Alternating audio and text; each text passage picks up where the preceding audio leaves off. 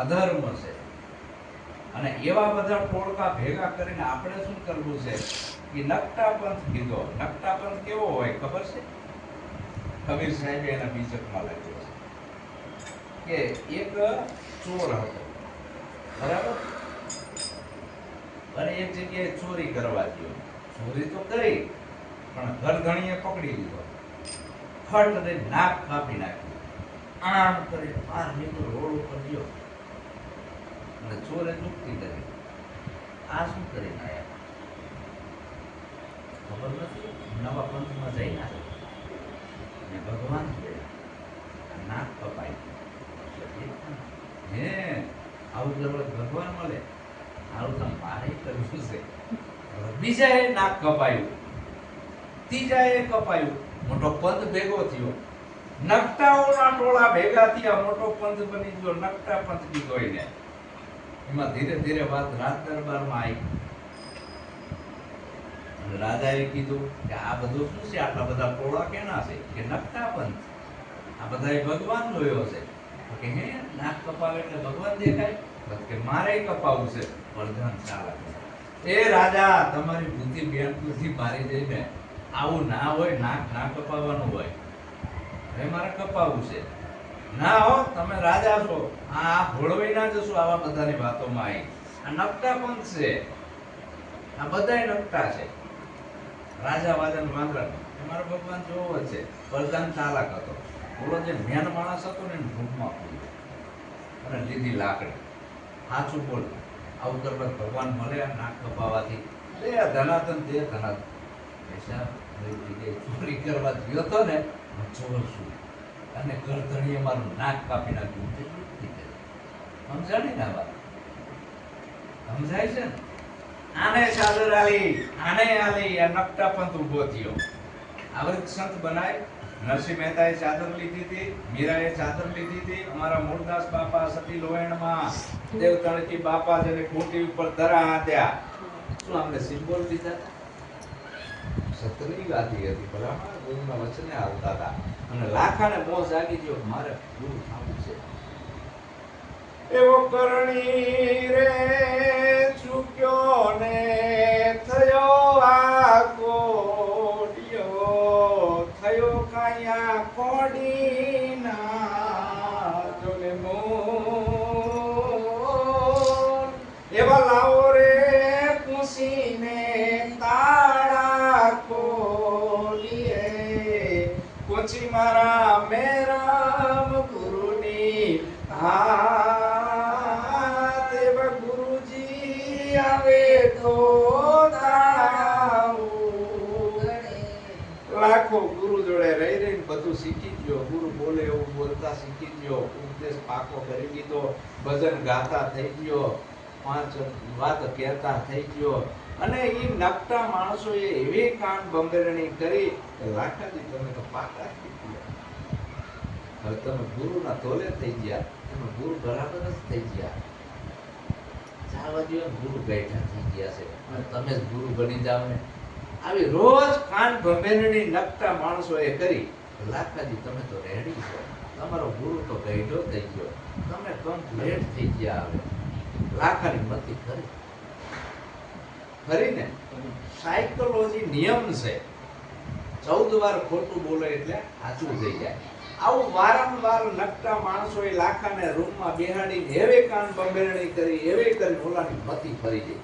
તો કે આવું ગુરુનો ખુલ્લો બોલાવો. અને એ જેસલ તોરલનું વાયક આવ્યું અંધારમાંથી. ગુરુ હુકમસિંહ બોલાય છે. પાઠ પૂજા છે. આ છેલ્લો અમારા સંતો મંડપ છે અને મોકલો. હવે એ લાખાને કીધું બાબા હું ગુરુ ગાદીએ બેસી. ધીરે ધીરે ઈ ગુરુને બધા લઈને જતા હતા સંગ આખો. અને વચ્ચે વિશ્રામનો સમય આવ્યો કે ગુરુને ચાણે કાંઠે ચડાવી દે આવી નાખું અને હું જઈને ગાદીએ બેસી જાઉં. અને એ કૂવો આવ્યો અને લાખાએ એના ભાઈબંધો નકટાઓ હારે હતા કે લાખા જો આ લાગ હારો છે. કૂવા ઉતરે જોરદાર લાગ છે ગુરુ નાખો. લાખાએ જોયો, આમ કૂવો જોયો અને કીધું લાખાજીએ કે આવો બાપુ ઉગમસિંહ, ગુરુ ઉગમસિંહ દાદા, કૂવો કેટલો રડિયામણો છે. તમે જોવો એની બાંધણી કેવી છે. આમ જોયું.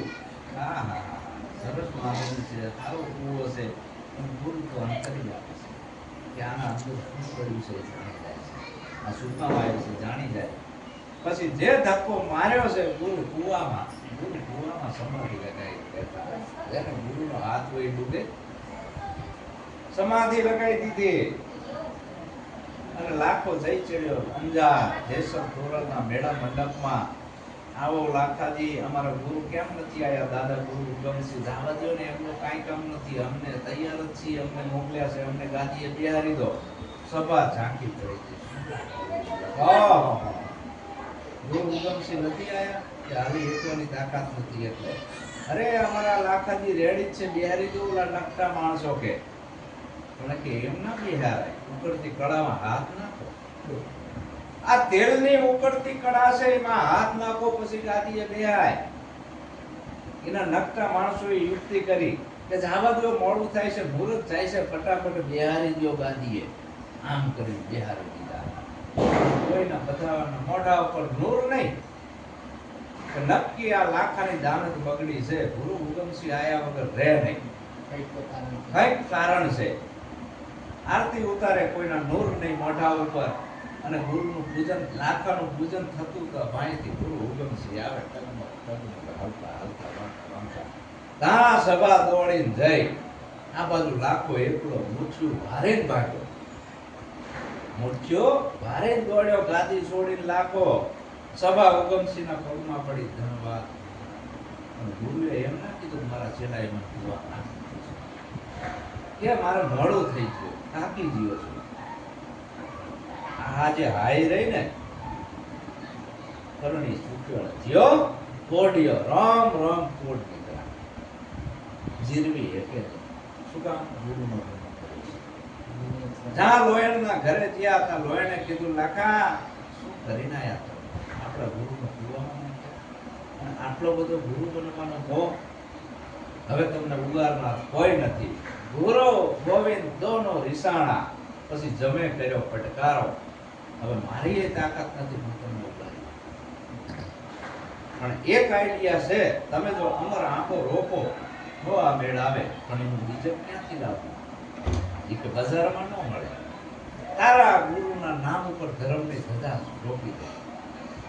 ધર્મની ધજા તારા મકાન ઉપર, તારા સદગુરુના નામની અને એના નામની ભક્તિ ચાલુ કર, એના નામનો મહિમા ચાલુ કર, તારો નહીં.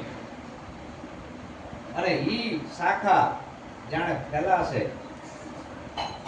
12 વર્ષે ગુરુ મારા આવ્યા, અને ઈ શાખા એવી ફેલાણી દેશ વિદેશમાં. જો અમર આંબો રોપ્યો, ભક્તિ રૂપી સેવાનો આંબો, સમરણનો આંબો, જ્ઞાનનો આંબો, ધ્યાનનો આંબો, ગુણનો આંબો. આ બધા ગુણો અને એવો આંબો રોપ્યો, અને આખી દુનિયામાં શાખા ફેલાણી. અને ગુરુએ જોયું કે ભાઈ તમે આ લાખાજી નામ લ્યો છો, આ બધું શું છે? ઈ કે એક જગ્યાએ અમે ગયા હતા, ત્યાં લાખા કરીને ભગત છે, ગુરુ ઉગમસિંહનો મહિમા કરે છે. કોનો કરે છે? ગુરુ ઉગમસિંહનો. એના નામના ગુણ ગાય છે, ભક્તિ કરે છે, સેવા કરે છે, ભજન કરે છે, બધાને જમાડે છે. ઓહો, ગુરુને હરખ ના પાડે. ગુરુ 12 વર્ષે આયા, હાથ મૂક્યો ને કાયા હેમની. એટલે સદગુરુ જે રહ્યા ને, કોઈ મામૂલી વ્યક્તિ નથી. ઉપદેશ લેવો હેલો છે, નિભાવો કાઠો છે. ઉપદેશ લેવાથી કોઈનું કલ્યાણ નથી, ઉપદેશ સાંભળવાથી કલ્યાણ નથી. પણ જે ગુરુના વચને હાલે છે એનું કલ્યાણ છે. તો આવો ભક્તિનો મહિમા છે.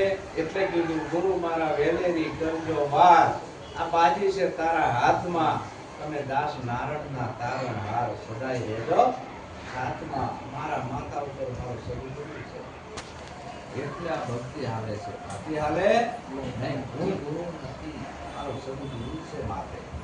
આ એના નામનો હું મહિમા કરું છું, મારો હું કરતો નથી. આવો ભક્તિનો મહિમા છે. અને આ સુપાત્ર સેવક છે, એ હળી મળીને આ મહિમા કરે છે. અને સોબત એવાની કરો, બધાય સંત હોતા નથી, એટલે બધાયની સોબત ના કરાય. કોઈ આપણા ઘરે ચિત્ર જોવા આવતું હોય, કોઈ જાણવા આવતું હોય, બરાબર? આવું બધું કરવા આવતા હોય ને સંત ના કહેવાય. સંત અને મિત્રતા જ્યારે કેવી હોય મિત્રતા, શેખ અને સમંત જેવી જગમાની જોડી સંતોને જમાડ્યા જેના પ્રાણ છોડી મિત્રો હતા. જો આ મિત્રતા એટલે ભક્તિની અંદર સંતને મિત્ર બનાવો તો સાચા સંતોને બનાવો, માથું મૂકી દે પણ બીજું બોલે નહીં. આવા સંતોની મિત્રતા કરો. બાકી હાંડિયા હલાલિયા ચેટલાય કરે છે લેબલ લગાઈ એને સંત ના કહેવાય. એ તો પલમાં પડી જાય. તમારા ઘરે લાડવા ખાવા જ આવતા હોય, સમજ્યા? પણ જ્યાં તમારે ભીડ પડે ત્યાં પૂતળી દબાઈને ભાગી જાય. એ તમારા સમર્થનમાં ના ઊભા હોય. એટલે આવા બધાયનો સંગ છોડી દેજો નગડાનો. ભલે સાચો સંત એક જ હોય આપણી પાસે, એકનો સંગ રાખો, 1000 આપશે. આવો ભક્તિનો મહિમા મળીને આપણે ચલાવવાનો છે. આપણે કોઈ ટોળાની જરૂર નથી, આપણે માન મોભો બતાવવો નથી, આપણે વર્લ્ડ રેકોર્ડ કઈ મેળવવો નથી. આપણે તો ભક્તિ કરવી છે. ગુરુના ગુણ ગાવા. હા, ગુરુના ગુણ ગાવા છે. આમાં મોભો દેખાડવાની જરૂર નથી. સર હવે અંશમાં એક ભજન કરીશું. મસ્ત બોલો. ન ગયું નથી.